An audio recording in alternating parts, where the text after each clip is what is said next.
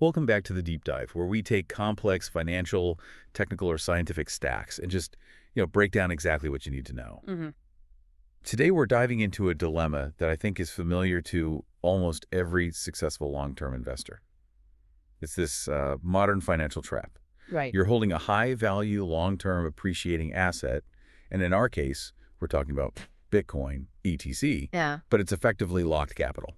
You're rich on paper. You're paper rich, exactly. But when you need actual immediate liquidity, selling means just hammering yourself with a potentially massive capital gains tax bill. It is the ultimate good problem to have, I suppose, but it's still a huge constraint. I mean, if you've held Bitcoin for years and it's up 1,000%, maybe more, Right. selling even a small piece of it for, say, a down payment on a house or to fund a new business, that means realizing that massive gain. And just like that, 20, maybe 30% of that cash you just got is immediately earmarked for the tax man. And the whole reason you held for the long term, that compounding growth, Yeah, is immediately compromised. it really is. Exactly. So our source material today is a really rigorous analysis of how to create non-taxable liquidity from these holdings. It outlines a highly sophisticated, multi-layered strategy. Very multi-layered. And it specifically leverages the architecture of decentralized finance DeFi to generate that immediate cash without triggering that dreaded taxable sales event. Yeah. And so our mission today for you, the learner, is to fully unpack this. We're going to go far beyond just a superficial summary. Right. We need to analyze the specific non-custodial and over-collateralized structure, define the precise mechanism of that tax deferral, and crucially understand the cost mitigation loop, because that's what makes this whole maneuver sustainable. And before we get into the complexity of the strategy itself, we really need to ground ourselves in some of the core concepts, the jargon, that makes DeFi the only place this can even work. Yeah, that's a great place to start. Okay, let's unpack this vocabulary. The entire system really rests on three key concepts. First up, we have DeFi lending protocols. Okay, so think of these protocols like Morpho, which gets cited in the analysis not as banks. They're more like autonomous, transparent, permissionless financial marketplaces. So no loan officers, no underwriters. None of that. It's a system built entirely on a blockchain where users interact with a smart contract to lend or borrow assets based on rules that are predefined and totally transparent. No closing times. They operate 24/7 globally. And central to the whole appeal of this and the stability of it is this term non-custodial. And this is a really radical departure from traditional finance. Non-custodial means the asset holder. So you, the borrower, you retain full legal ownership and primary control over your collateral. So you're not sending your Bitcoin to some company. No, never. It's locked into an impenetrable smart contract. You're basically putting your asset into a transparent digital vault. The protocol only holds the key necessary to automatically liquidate the collateral if and only if the terms of the loan are breached. Okay. You never, ever hand over the title or the ownership to an intermediary. It sounds like the difference between, say, handing the keys to your house to a bank versus putting your title deed into a tamper-proof digital safety deposit box that only opens if the temperature drops below zero. That's a great analogy. It really highlights the transparency and the removal of counterparty risk. The rules are just the rules. They're enforced by code, not by some changing human organization. Okay, and finally, the big one. The nemesis this whole strategy is designed to defeat: the taxable sales event. Right. I mean, in nearly all major jurisdictions, the US, Canada, EU countries, if you sell an appreciated capital asset for fiat currency, that triggers a taxable event. You're paying capital gains tax on the profit you realized. And the foundation of this strategy. The foundation of this strategy is that a loan, where you deposit collateral and receive cash in return, is legally viewed as debt. It's not a sale. And that legal distinction allows the investor to defer that tax obligation indefinitely, or at least until they choose to sell the underlying collateral. Okay, so that sets the foundational rules in the game. Now let's move into section I, where we can detail the collateralized liquidity strategy itself and, of course, its powerful tax advantage. Let's do it. Now, traditional finance, or TradFi, it offers something kind of similar, right? A securities-backed loan, an SBL, lets you borrow against a big stock portfolio. Yeah. So why can't the long-term BTC holder just go to a traditional bank or brokerage and get an SBL? That's the critical comparison to make. And you're right, TradFi SBLs do exist, but they have major limitations, especially when you're dealing with a unique asset like Bitcoin. How so? Well, first, they're slow. They require tons of paperwork, complex personal guarantees. Second, they're highly centralized and custodial. You are handing control of those securities over to the bank. The opposite of non-custodial. The complete opposite. And third, and this is maybe the most crucial point, banks have very conservative and often opaque rules about what kind of assets they'll even accept as collateral. Their models are designed to limit their own risk, which might force a liquidation based on some internal model you have no visibility into. So DeFi comes in and challenges this whole paradigm by offering permissionless borrowing against non-custodial collateral. You're just removing the human intermediary. And replacing it with code, Yeah. which makes the whole process global, instantaneous, and completely transparent. Okay.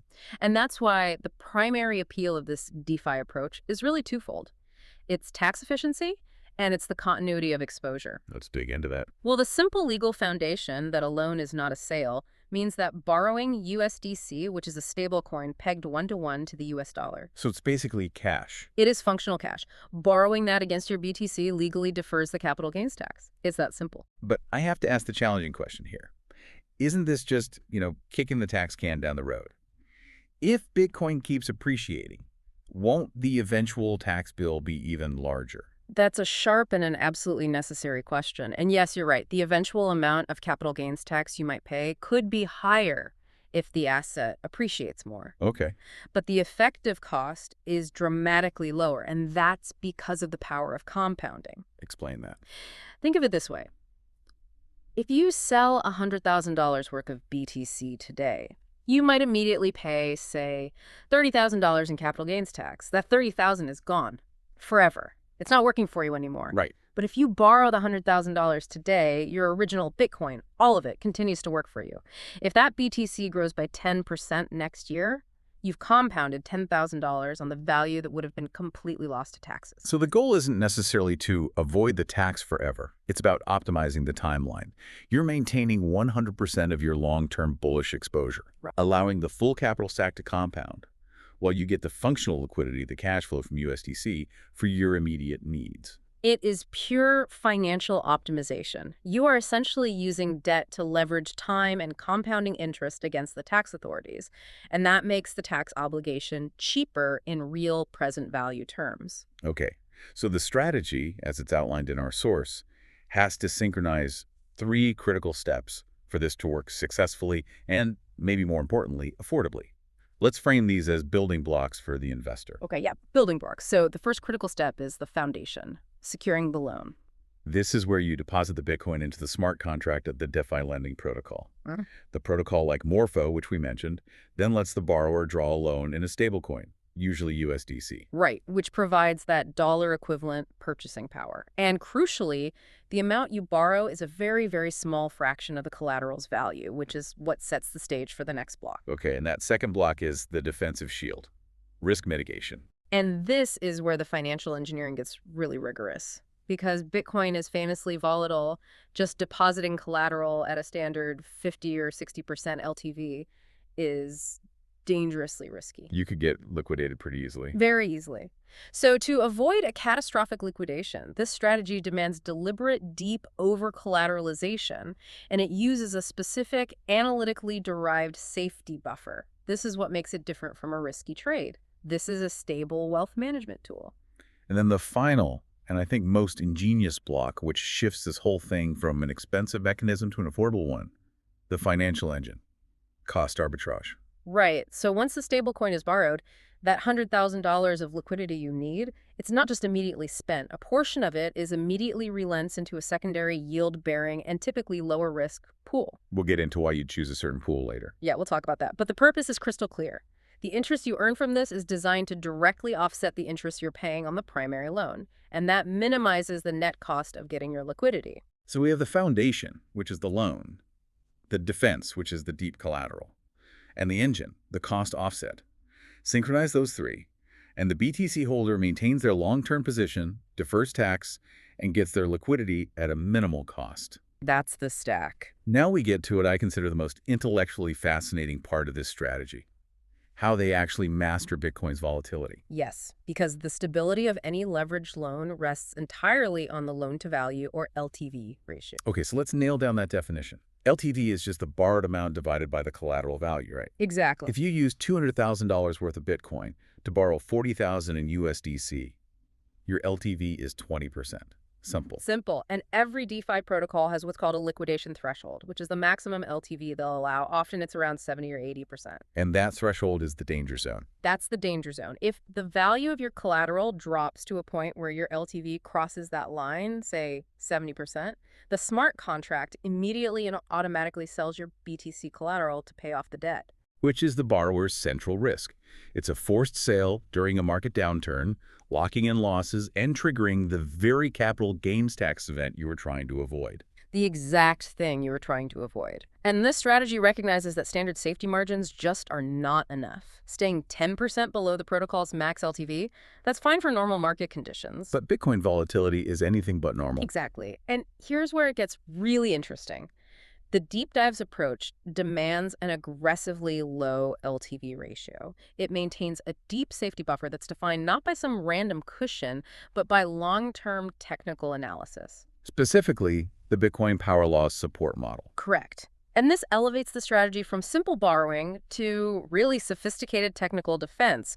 We need to quickly understand the power law model itself. It's not just some arbitrary line on a chart. Yeah. It's a mathematical framework that tries to capture Bitcoin's historical growth trajectory on a logarithmic scale.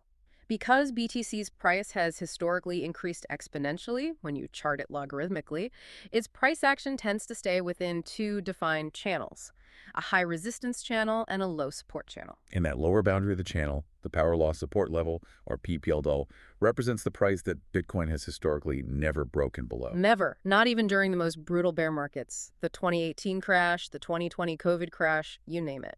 So instead of setting your liquidation price based on the protocol's risk tolerance, this strategy says the investor intentionally sets the loan amount so that their liquidation price, their plain slate, must fall significantly below that historically validated long-term support level. It is a layer of defense designed to withstand basically everything short of a catastrophic paradigm-shifting failure of the asset itself. Okay, let's detail the mathematical framework for safety. It's elegant in its simplicity, but pretty profound in what it implies. The liquidation price is defined by that power loss support price, adjusted by a safety factor, which we'll call beta. Yep, the formula is PPLS equals PTLS times 1 minus beta. And that beta factor is the critical buffer. And the source material suggests setting beta pretty high, right? Like 5 to 10%? Yes, very high. And let's contextualize what that means in practice. If the power law support model suggests that based on Bitcoin's age and its historical trajectory, the absolute historical bottom line is, say, $30,000, then your PPLS is $30,000. Okay, so if an investor chooses a 10% beta factor for maximum safety, their actual target liquidation price, it's calculated as $30,000 times 1 minus 0.10, so $27,000.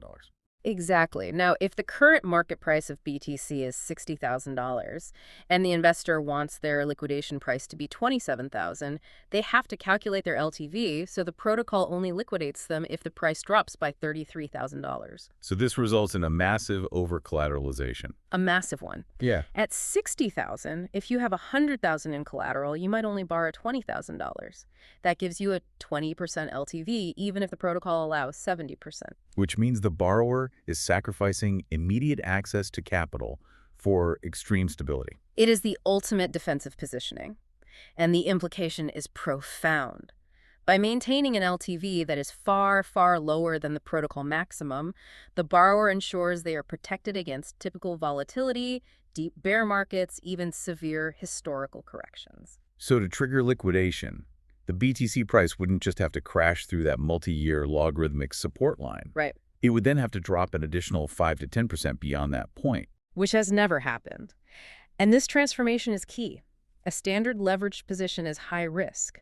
By applying the power law filter and that aggressive beta factor, you are turning that leveraged position into a highly stable vehicle for non-taxable liquidity access. It's perfect for long-term holders. That's the core trade-off. It is. It's the deliberate sacrifice of immediate liquidity. You are taking less cash for more Bitcoin leverage. If the investor could borrow $70,000 using the standard protocol risk, but instead they only borrow $20,000 to meet their safety target, they are prioritizing longevity and tax deferral over maximizing immediate cash flow. For the investor whose main concern is maintaining that compounding exposure and avoiding taxes, that stability is priceless. It really is. And the cost of borrowing is then managed by the third step, which is that arbitrage loop. It's just a remarkable example of integrating external, validated technical analysis, the power law model, directly into a DeFi product's risk management.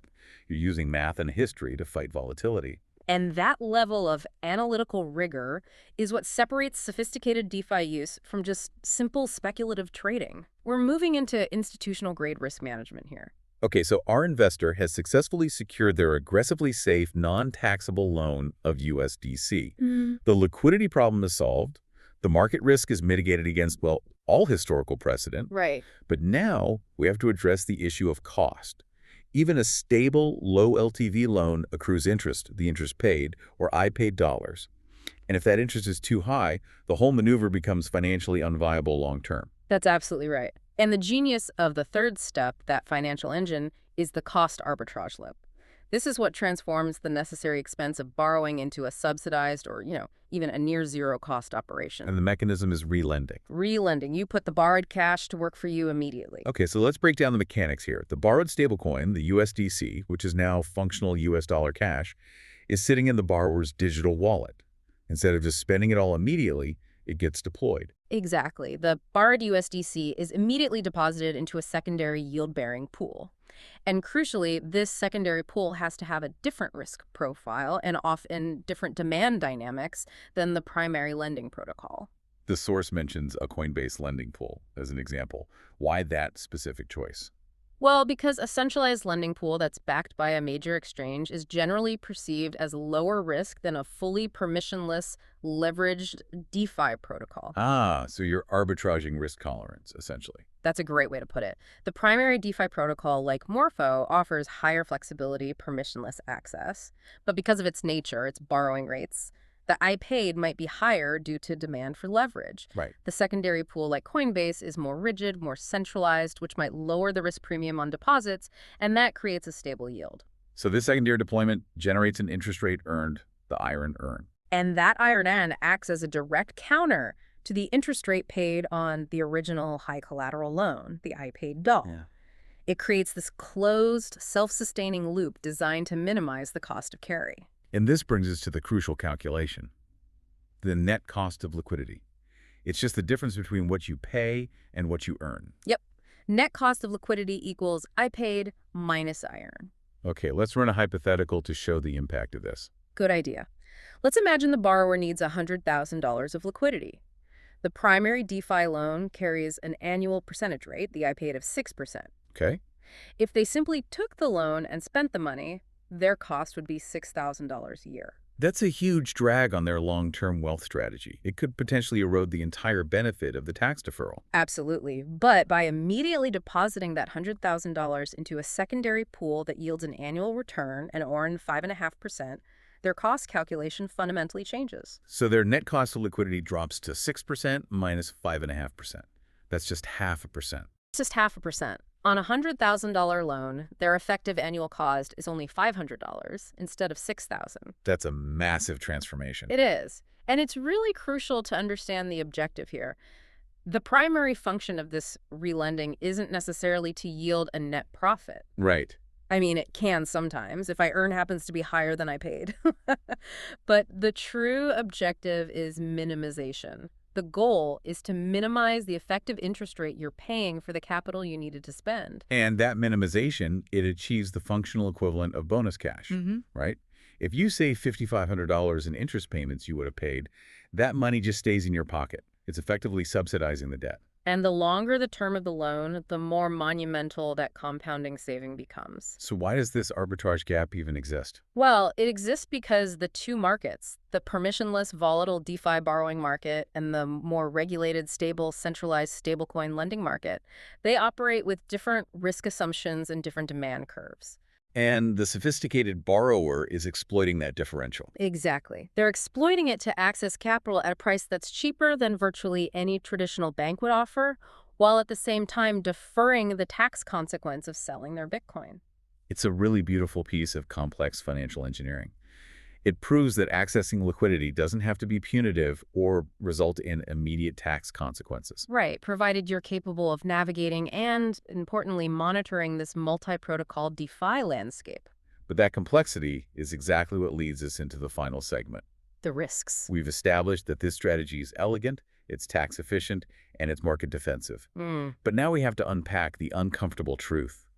Layering these maneuvers introduces hidden leverage and significantly magnified systemic and technical risks. Yeah, we can't confuse robust design with being risk-free. It is not. Not at all. Absolutely. And you, the learner, must understand that while we have aggressively defended against market volatility, we have amplified our exposure to technical and systemic failure. We've identified 3 major critical risk categories that can just unravel the entire strategy, even if Bitcoin's price never dips below that power law support line. Okay, so let's start with the unique complexity introduced by relying on multiple platforms. Smart contract risk. This is the foundation of digital risk. The strategy relies on 2 separate, independent DeFi protocols. You have the borrowing platform, where your BTC collateral is locked. All right. And the lending pool, where your borrowed USDC is earning yield. This means your exposure to a smart contract failure is instantly doubled. What does that failure even look like in the real world of DeFi? I mean, we hear about exploits all the time. Yeah, they usually fall into 3 camps: bugs, exploits, and oracle manipulation. A bug is a simple coding error. Maybe a withdrawal function can be executed twice, draining the pool of funds. All right. An exploit is more targeted, like a re-entrancy attack where a malicious actor figures out how to continuously call back into the contract before the balance update is complete, draining the entire collateral pool. If that happens to your primary protocol, Your Bitcoin is gone. your BTC collateral is irrecoverably lost. And that's terrifying, because the investor hasn't lost the money due to a market crash, but because of a coding failure in a piece of software they were relying on. Exactly. And then you have oracle manipulation. Oracles are the external data feeds that tell the smart contract the current market price of Bitcoin. They feed the price in? They feed the price in. If an attacker can trick the oracle into temporarily reporting an extremely low BTC price, even for just a few seconds, the protocol will instantaneously register that the LTV has been breached and execute the automatic liquidation of your collateral at that false low price. Wow. The entire multi-million-dollar strategy can be wiped out by a brief data hiccup or a deliberate manipulation. So the robustness of the power law buffer means nothing if the integrity of the price feed or the underlying code is compromised. It means nothing. Okay, now let's revisit the risk the strategy was built to fight in the first place. Sure. Liquidation and market risk. We designed a very robust defense, but models are just predictive tools. They're not destiny.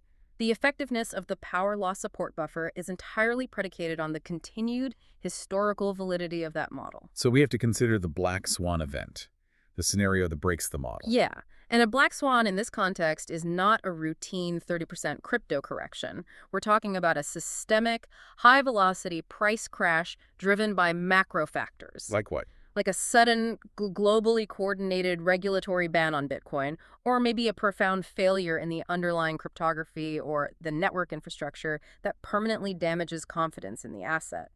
This level of panic selling, which falls outside historical norms, can quickly overwhelm that carefully constructed 5 or 10% beta safety factor. And if that beta buffer is breached, the resulting cascade is devastating. It's brutal. The automatic liquidation process will kick in. And because the market is collapsing so fast, the collateral gets sold at the worst possible price, locking in massive losses. But it gets worse, right? It gets much worse, because the investor then triggers that realized capital gain precisely at the moment of maximum financial pain.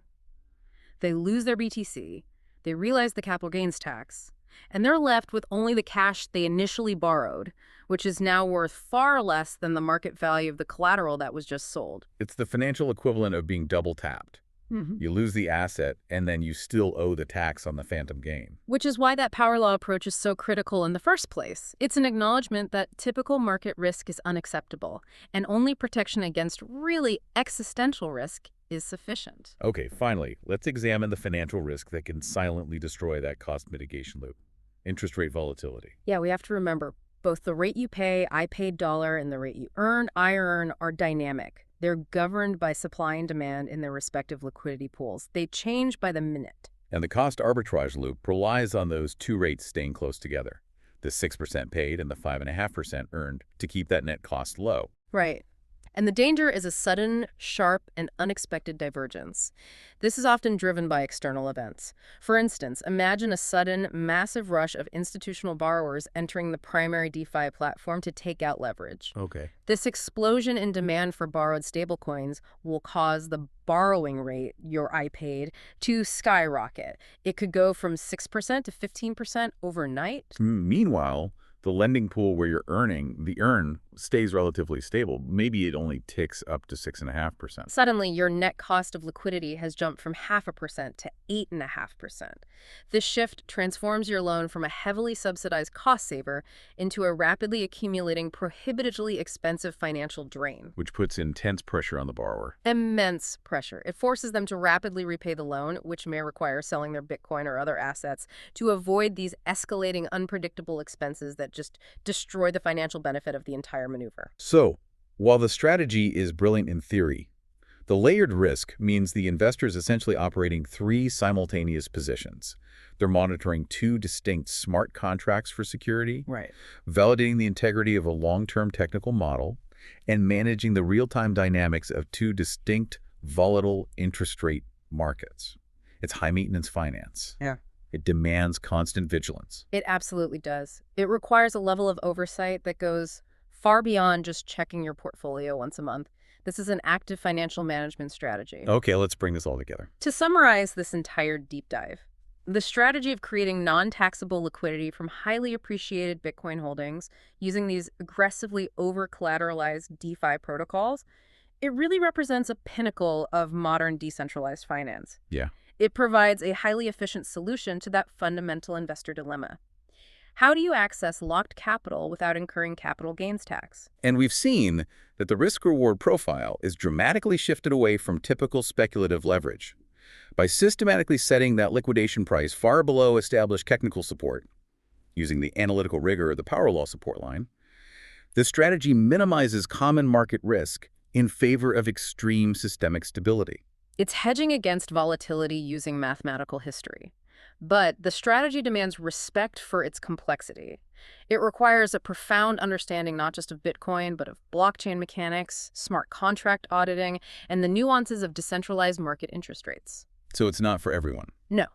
The dependence on the integrity of multiple independent smart contracts and the inherent volatility of those interest rates elevate the overall technical and systemic risk profile significantly. This is a tool best suited for the sophisticated, seasoned investor. So what does this all mean for you, the learner?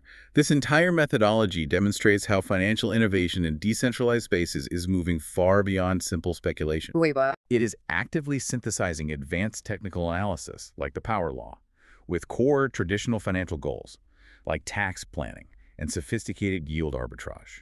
It shows that DeFi is rapidly evolving into a structured, high-grade wealth management environment. It is the next generation of asset utilization. It allows for a true continuity of exposure in a way that traditional finance simply cannot match because of its reliance on intermediaries and, frankly, physical collateral limitations. And that leads us to our provocative final thought for you to consider long after this deep dive ends. Given that this strategy effectively turns highly appreciated Bitcoin holdings into interest-subsidized, non-taxable debt. Capital you can access and spend today. Exactly, potentially for decades.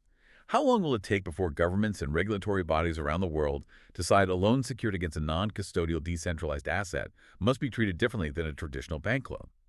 What happens when financial engineering moves faster than tax law, and regulators finally catch up to the fact that you can maintain full exposure and functional liquidity without ever paying capital gains? That balance point, where innovation meets legislation, is the next major challenge we should all be watching unfold.